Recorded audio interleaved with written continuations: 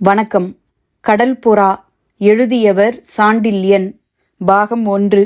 அத்தியாயம் 10. விமோச்சனசீலை. சிறிது நேரத்துக்கெல்லாம் சிறைக்காவலர் தொடர பாலூர் நீதிமண்டபம் சென்று சம்பிரதாய விசாரணைக்கு இலக்காகி ஊரின் ஒரு மூலையில் இருந்த கொலைக்களத்தில் தலையிழக்கவிருந்த கருணாகர பல்லவன் அதை பற்றி தினையளவும் சிந்திக்காமல் அன்று காலை கொண்டு வரப்பட்ட உணவுத்தட்டின் மேலிருந்த துணியை அகற்றி மிக ஜாக்கிரதையாக மடித்து வைத்து உணவை சுவைத்து சுவைத்து உண்ணத் தொடங்கியதை கண்ட கூலவாணிகன் அவனை மிதமிஞ்சிய வெறுப்புடனேயே நோக்கினான். அந்த வெறுப்பு அப்பொழுது துவங்கியதல்ல. முதல் நாள் 3ஆம் ஜாமத்தில் சிறையில் தள்ளப்பட்டதும் சிறையில் இருந்த மஞ்சத்தை தட்டிவிட்டு கருணாகர பல்லவன் படுக்க ஏற்பாடு செய்த உடனேயே ஏற்பட்ட வெறுப்பு அது. சிறையில் இருவரையும் காவலர் தள்ளியதும் காவலரில் ஒருவன் கூலவாணிகனின் கைக்கட்டுகளை அவிழ்த்து விட்டதன்றி அந்தச் சிறை பிரமுகர்கள் தங்கும் சிறை என்பதையும் ஏதாவது தேவையாயிருந்தால் சொல்லலாம் என்று பணிவுடன் கேட்டான். கூலவாணிகன் அதற்கேதும் பதில் சொல்லாவிட்டாலும் கருணாகர பல்லவன் மட்டும் அப்பொழுது தேவை ஏதும் இல்லை என்றும் ஏதாவது வேண்டும் பட்சத்தில் குரல் கொடுப்பதாகவும் கூறியதை கேட்டதுமே கசப்படைந்தான் கூலவாணிகன். ஆகவே சிறைக்காவலர் சிறையை பூட்டிச் சென்றதும் கருணாகர பல்லவனை நோக்கி வினவினான். ஏன், தங்களுக்கு இந்த இடத்தில் சௌகரியம் ஏதாவது தேவையாயிருக்கிறதா? கருணாகர பல்லவன் ஒரு முறை சிறையை சுற்றி கவனித்தான். ராஜ பிரமுகர்கள் தங்குவதற்கு வேண்டிய சகல சௌகரியங்களும் அங்கு இருப்பதையும் மஞ்சங்களில் கூட பஞ்சனைகள் இருப்பதையும் பார்த்து, எனக்கு தேவை ஏதும் இல்லை, உனக்கு என்று வினவினான். சிறையிலும் சௌகரியம் தேடும் இளைய பல்லவனை வெறுப்புடன் நோக்கிய கூலவாணிகன் தனக்கு ஏதும் தேவையில்லை என்பதை தலையை ஆட்டிய தோரணையாலேயே தெரிவித்துவிட்டு கிழிந்த தன் ஆடைகளை சிறிது சரி செய்து கொண்டதன்றி கயிறுகள் கட்டியிருந்ததால் நைந்து போயிருந்த மணிக்கட்டுகளையும் கவனித்து கொண்டான். அவற்றை கவனித்த கருணாகர பல்லவனும் கூலவாணிகனை நோக்கி, சேந்தா, கலிங்க வீரர்கள் உன்னை மிகவும் துன்புறுத்தி இருக்கிறார்கள் போலிருக்கிறதே என்று அனுதாபத்துடன் வினவினான். சோழ நாட்டு ஒற்றனிடமிருந்து உண்மையை வரவழைக்க வேறு என்ன செய்வார்கள் என்று நினைக்கிறீர்கள் என்று வினவினான் கூலவாணிகன் பதிலுக்கு.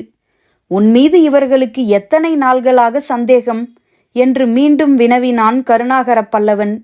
இங்கு வரப்போவதாக நீங்கள் எனக்கு ஓலை அனுப்பியது எப்பொழுது? 10 நாள்களுக்கு மேலாகிறது. அந்த 10 நாள்களாக என் மாளிகை மீது கலிங்கத்தின் ஒற்றர்கள் கண் வைத்திருக்கிறார்கள். தமிழ் வணிகர்களையும் பிரமுகர்களையும் சிறையில் பிடித்து அடைத்து வைக்கும் வேலை எத்தனை நாள்களாக நடக்கிறது? 3 நாள்களாக. அதாவது மன்னன் பீமன் பாலூர் வந்த நாளாக. பீமன் வந்து 3 நாள்களாகின்றனவா? ஆம், மிக ரகசியமாக வந்தான். இல்லாவிடில் நான் எச்சரிக்கை அடைந்திருப்பேன். மன்னன் வருவதற்கு அறிகுறியாக தாரைகள் ஊதப்படவில்லை, சங்கங்கள் சப்திக்கவில்லை. முதலில் ஊருக்குள் வரவேண்டிய குதிரை படைகளும் வரவில்லை. பீமன் வந்தது நேற்று வரை யாருக்குமே தெரியாது. திடீரென நேற்று மாளிகையில் என்னை வீரர்களுடன் வந்து பீமனே சிறைப்படுத்தி துன்புறுத்திய பின்புதான் எனக்கே தெரியும். பீமன் வந்து 3 நாள்களாயின என்று சொன்னாயே சேந்தா, அதெப்படி தெரியும் உனக்கு? பீமனே சொன்னான், நான் வந்து 3 நாள்களாக உன்னை கவனித்து வருகிறேன் என்று. இளைய பல்லவன் சிறிது நேரம் சிறையில் அப்படியும் இப்படியும் உலாவியபடி சிந்தனையில் ஆழ்ந்தான். திடீரென்று மௌனத்தை கலைத்து கொண்டு, நான் வந்திருப்பதை எப்படி அறிந்தான் பீமன் என்று வினவினான் சேந்தனை நோக்கி. அது என் குற்றம் இளைய பல்லவரே. தாங்கள் அனுப்பிய ஓலையை என் பணப்பெட்டியில் இரகசிய அறையில் வைத்திருந்தேன். அந்த அறையை திறக்கும் முறை எனக்குத்தான் தெரியும் என்று மனப்பால் குடித்திருந்தேன். ஆனால் சோதனையின் போது நிமிட நேரத்தில் பீமன் அந்த கள்ள அறையை திறந்தான். பீமன் இந்த பிறவியில்தான் மன்னன், சென்ற பிறவியில் பெட்டி திறக்கும் திருடனாயிருந்திருக்க வேண்டும் என்று அழுத்து கொண்டு கூறினான் சேந்தன். இளைய பல்லவன் முகத்தில் கவலைக்குறி படர்ந்தது. அந்த ஓலையில் கடாரத்தின் மன்னன் குணவர்மனை பற்றி குறிப்பிட்டிருந்தேனே என்றான் குரலிலும் கவலை பாய. ஆம், குறிப்பிட்டிருந்தீர்கள் என்றான் சேந்தன். அப்படியானால் குணவர்மன் பாலூரில் இருப்பது பீமனுக்கு தெரியும், தெரிந்திருக்க வேண்டும். அவன் இருக்குமிடம் அதுவும் தெரிந்திருக்க வேண்டும். அப்படியானால் சோழ நாட்டின் உதவியை நாடி வந்திருக்கும் குணவர்மனை ஏன் பீமன் சிறைப்படுத்தவில்லை? அதுதான் எனக்கும் புரியவில்லை. குணவர்மனையும் காஞ்சனாதேவியையும் சிறைப்படுத்தாமல் விட்டு வைப்பதற்கு ஆழ்ந்த அரசியல் காரணங்கள் இருக்க வேண்டுமென்று இளைய பல்லவன் முடிவுக்கு வந்திருந்தானானாலும் அந்த காரணங்கள் என்னவா இருக்கக்கூடும் என்பது புரியவில்லை அவனுக்கு. அவர்களுக்கும் தன்னைப் போல் பேராபத்து காத்திருக்கிறது என்பதை மட்டுமே புரிந்து கொண்ட இளைய பல்லவன் பீமனிடம் அகப்பட்டால் காஞ்சனாதேவியின் கதி என்னவாகுமோ என்பதை நினைத்து திகில் கொண்டான். அந்த திகிலுடன் அனபாயனை பற்றிய எண்ணமும் கலந்து கொள்ளவே பல விவரங்கள் விளங்காமல் குழம்பிய இளைய பல்லவன் அவற்றை பற்றி சேந்தனிடமே விளக்கம் கேட்க முற்பட்டு, சேந்தா என்று அவனை விளித்தான். அப்பொழுதும் மனவேதனை பட்டு கொண்டிருந்த சேந்தன் பதிலுக்கு கொட்டினான். அனபாயச் சோழரையும் பீமன் சிறைப்படுத்தினானாமே, தெரியுமா உனக்கு என்று வினவினான் கருணாகர பல்லவன். தெரியும் என்றான் கூலவாணிகன் பெருமூச்சு விட்டு. அவரையும் இந்த சிறையில்தானே அடைத்திருப்பார்கள்? இதில்தான் அடைத்திருக்க வேண்டும். இந்த ஊரில் வேறு சிறை கிடையாது.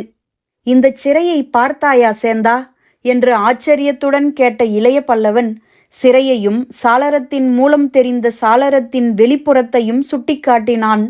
அவன் சிறையை ஆராய்ந்ததால் வெறுப்பு கொண்ட கூலவாணிகன், இப்பொழுதே ஆராய்ந்து விடுங்கள் சிறையின் அமைப்பை, நாளை நடுப்பகலுக்கு பின்பு நமது கண்கள் எதையும் ஆராய முடியாது என்றான். அவன் சொன்னதை காதில் வாங்கிக் கொள்ளாமலே பேசிக்கொண்டு போனான் கருணாகர பல்லவன். இந்த சிறையின் அமைப்பை நன்றாகப் பார் சேந்தா. சுற்றிலும் பெரிய இரும்பு சட்டங்கள், சிறையின் ஒவ்வொரு கூடத்திலும் ஏராளமான வீரர்கள். சாளரத்துக்கு வெளியேயும் பார், அதோ தெரியும் உயர்ந்த மதில் பெரும் கோட்டையின் மதில்களைப் போல் இருக்கிறது. அவற்றை எவனும் தாண்டி கடக்க முடியாது. தவிர சிறையின் அறைகளுக்கும் அந்த மதில்களுக்கும் இடையேயுள்ள வெளிப்பகுதி குதிரை வீரர்களால் காக்கப்பட்டிருக்கிறது. இப்படி பேசிக்கொண்டு போன இளைய பல்லவனை இடைமறித்த கூலவாணிகன், இந்த சிறையிலிருந்து யாரும் தப்ப முடியாது என்பதற்கு காரணம் கூறுகிறீர்களா என்று இகழ்ச்சியுடன் கேட்டான். இளைய பல்லவனின் கண்கள் கூலவாணிகன் முகத்தில் நன்றாக பதிந்தன. குரலை மிகவும் தாழ்த்தி கொண்டு சொன்னான் இளைய பல்லவன், சேந்தா, இந்த சிறையிலிருந்து போரிட்டு யாரும் தப்ப முடியாது. வெட்ட வெளிச்சமாக தெரிந்த அந்த உண்மையை தெரிவிக்க அத்தனை இரகசியம் என்னவென்பதை அறியாத கூலவாணிகன், அது தெரிந்த விஷயம்தானே என்றான். ஆனால் என்று கூறி அப்புறமும் இப்புறமும் கவனித்தான் இளைய பல்லவன். ஆனால் இதிலிருந்து அனபாயர் தப்பியிருக்கிறார். கூலவாணிகனின் முகத்தில் வியப்புக்குறி படர்ந்தது. ஆமாம், மறந்துவிட்டேன். எப்படி தப்பினார் என்று கேட்டான் வியப்பு குரலிலும் ஒலிக்க. அதுதான் எனக்கும் புரியவில்லை. இதிலிருந்து அவர் போரிட்டு தப்பி இருக்க முடியாது. வேறெப்படி தப்பி இருக்க முடியும்? தந்திரத்தால் தப்பி இருக்க வேண்டும். என்ன தந்திரமாயிருக்கும்? எனக்கு புரியவில்லை. ஆனால் யாரோ நண்பர்கள் உதவி அவருக்கு இருந்திருக்க வேண்டும். ஆம் ஆம், உண்மை. அது மட்டுமல்ல சேந்தா, அந்த நண்பர்கள் எண்ணிக்கையும் கணிசமாயிருக்க வேண்டும். அதெப்படி தெரிகிறது? சிறையிலிருந்து தப்பிய பின்பு இன்னும் அவர் பாலூர் பெருந்துறையில் சுதந்திரமாக உலாவுகிறார். அது மட்டுமல்ல, புறா மூலம் குணவர்மனுக்கு தூதும் அனுப்பியிருக்கிறார்.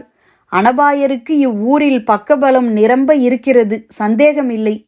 இதை கேட்டதும் வியப்புக்குள்ளான கூலவாணிகன், என்ன தூதுப்புறாவா, செய்தியா என்று ஆச்சரியத்துடன் வினவினான். சிறிது நேரத்துக்கு முன் பீமனும் இளைய பல்லவனும் புறாவை பற்றி பேசிக்கொண்டதை கூலவாணிகனும் கேட்டுக்கொண்டுதான் இருந்தானெனினும் அப்போதிருந்த குழப்பமான மனநிலையில் அவன் அதை சரியாக மனத்தில் வாங்கவில்லை. இளைய பல்லவன், ஆம் சேந்தா, குணவர்மனுக்கு புறா மூலம் தூது வந்தது. அதில் அனபாயரே கையொப்பமிட்டிருந்தார் என்றான். அனபாயரே கையொப்பமிட்டிருந்தாரா? ஆம் சேந்தா. என்ன கண்டிருந்தது ஓலையில்? குணவர்மனை 3 நாள்கள் பொறுத்திருக்கும்படி கண்டிருந்தது. 3 நாள்கள் அந்த மாளிகையில் எது நடந்தாலும் கவனிக்க வேண்டியதில்லை என்றும் எழுதியிருந்தது. இம்முறை கூலவாணிகன் தீவிர சிந்தனையில் ஆழ்ந்தான். 3 நாள்கள் 3 நாள்கள் என்று சொல்லி பெருமூச்சு விட்டான். கூலவாணிகனின் வருத்தத்தையும் பெருமூச்சையும் கவனித்த இளைய பல்லவன் கேட்டான், 3 நாள்களுக்கென்ன சேந்தா? 3 நாள்கள் இந்த பாலூர் பெருந்துறையில் அனபாயர் இருக்கப் போகிறார் என்பது தெளிவாகவில்லையா என்று வினவினான் சேந்தன். ஆம், அப்படியானால் அந்த 3 நாள்களில் ஒவ்வொரு வினாடியும் அவர் உயிர் ஆபத்தில் இருக்கிறது. ஆபத்துக்கு அஞ்சும் சுபாவம் அனபாயருக்கு கிடையாதென்பது உனக்கு தெரியாதா? தெரியும். அதனால்தான் நான் அஞ்சுகிறேன். நீ அஞ்சுவானேன்? சோழ நாட்டு நலனில் அக்கறையுள்ள யாரும் அஞ்சுவார்கள். என்ன அச்சம் அதில்? கூலவாணிகன் பதில் சொல்லவில்லை. சிறிது நேரம் இளைய பல்லவனை உற்று பார்த்து கொண்டு நின்றான்.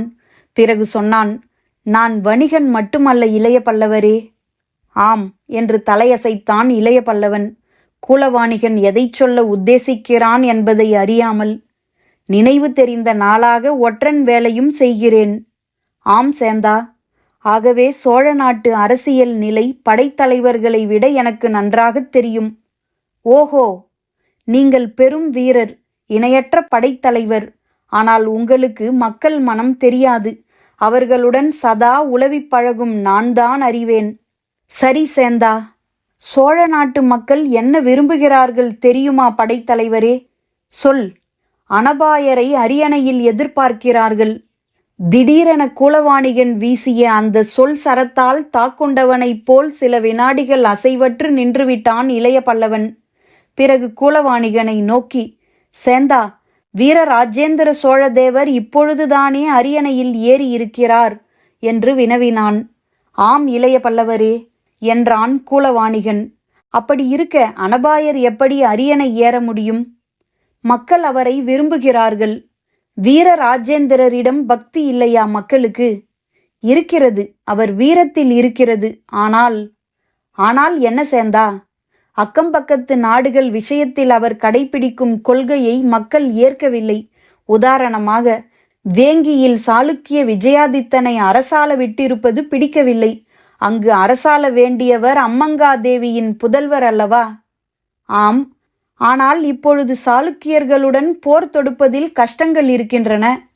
கஷ்டங்களை மக்கள் கவனிப்பதில்லை இளைய பல்லவரே, நீதியைத்தான் கவனிக்கிறார்கள்.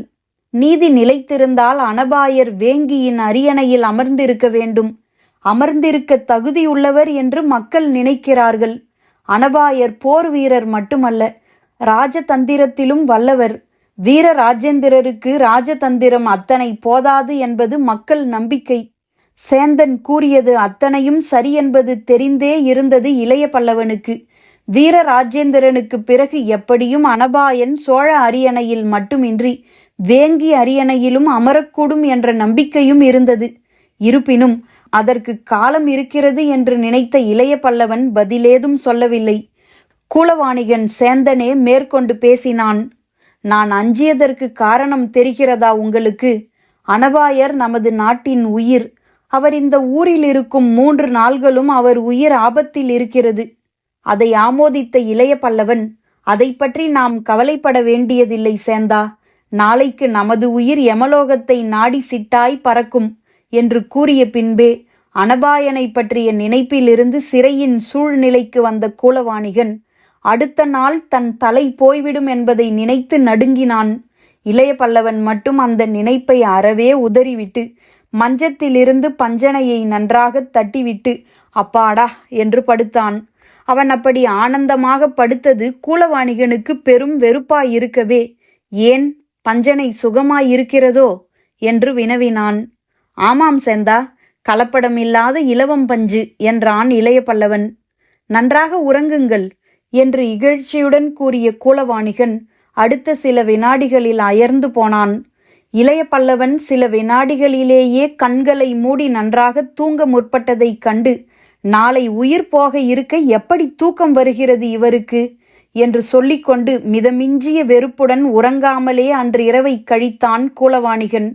மறுநாள் காலை பொழுது விடிந்து நீண்ட நேரம் மட்டும் நன்றாக தூங்கிய இளைய பல்லவன் உணவை தட்டுகளில் கொண்டு வந்த காவலர் எழுப்பிய பின்பே எழுந்திருந்து பெருங்கிண்ணங்களில் இருந்த நீரால் பல் துலக்கி முகம் கழுவினான்.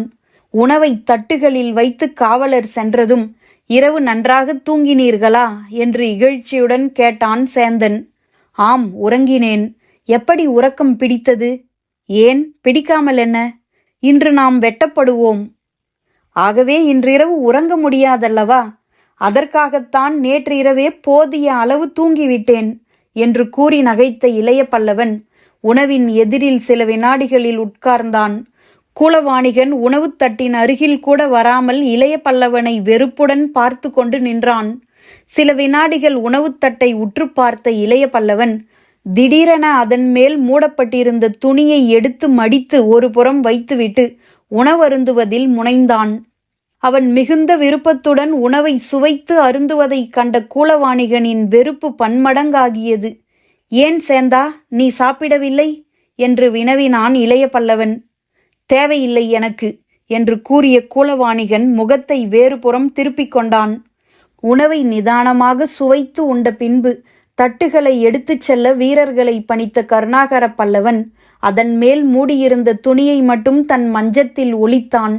வீரர்கள் தட்டுகளை எடுத்துச் சென்றதும் கூலவாணிகனை அழைத்த கருணாகர பல்லவன், சேந்தா, இதை பார் என்று தான் ஒளித்து வைத்திருந்த துணியை எடுத்து அவனிடம் காட்டினான். என்ன அந்த துணிக்கு என்று எரிந்து விழுந்தான் கூலவாணிகன். அருகில் வா என்றான் இளைய பல்லவன். அருகில் நெருங்கியதும் இளைய பல்லவன் காட்டிய அந்த துணியைக் கண்டு பிரமித்த கூலவாணிகன் இது என்று ஏதோ குழறினான். இறைந்து பேசாதே என்று அவன் வாயை பொத்திய இளைய பல்லவன், இது நம் விமோச்சனத்தின் சீலை, இதை கேள் என்று கூறி அவன் காதில் மிகவும் இரகசியமாக ஏதேதோ ஓதினான்.